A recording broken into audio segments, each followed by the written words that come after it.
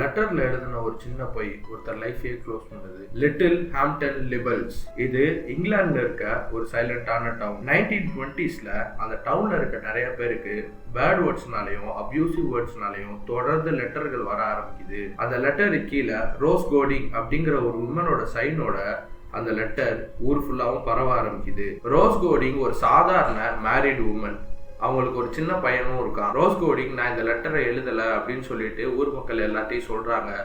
ஆனா அவங்க இதை ஏத்துக்கிறதுக்கு ரெடியாவே இல்லை. அவங்க இது நான் எழுதின லெட்டர் இல்லைன்னு அப்படின்னு சொல்லி எவ்வளவோ அவங்கள நம்ப வைக்க பாக்குறாங்க. ஆனா அவங்க நம்புறதுக்கு தயாரா இல்ல. இந்த ப்ராப்ளம்க்கு உண்மையாவே யாரு காரணம்னு பார்த்தா ஈடித் ஸ்வான். ஈடித் ஸ்வானும் ரோஸ் கோடிங்கும் ஒரு நேரத்துல நல்ல ஃப்ரெண்ட்ஸா இருந்திருக்காங்க.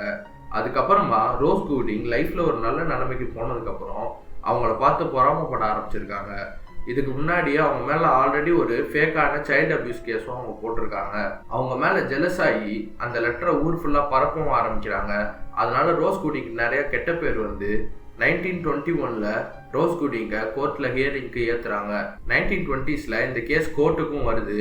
ரோஸ் கோடிங் நான் பண்ணல அப்படின்னு சொல்லி நம்பாம தூக்கி அவங்கள 2 வாரம் ஜெயிலில் போடுறாங்க. 2 வாரம் ஜெயிலுக்கு அப்புறம் திருப்பி வெளியே வந்ததுக்கு அப்புறமாவும் தொடர்ந்து இந்த மாதிரி லெட்டர் வர ஆரம்பிச்சதுனால ரோஸ் கோடிங்கை தூக்கி 12 மாசத்துக்கு அவங்கள ஜெயிலில் போடுறாங்க. ஜெயிலில் இருக்கும்போது திருப்பி இதே மாதிரி லெட்டரை போலீஸ் ஊருக்குள்ளேயும் பாக்குறாங்க. அந்த லெட்டருக்கு பக்கத்துல ஒரு நோட் இருக்கு. அந்த நோட்டு ஃபுல்லாவே ரோஸ் கோடிங்கோட கையெழுத்துல எழுதப்பட்டிருந்துச்சு.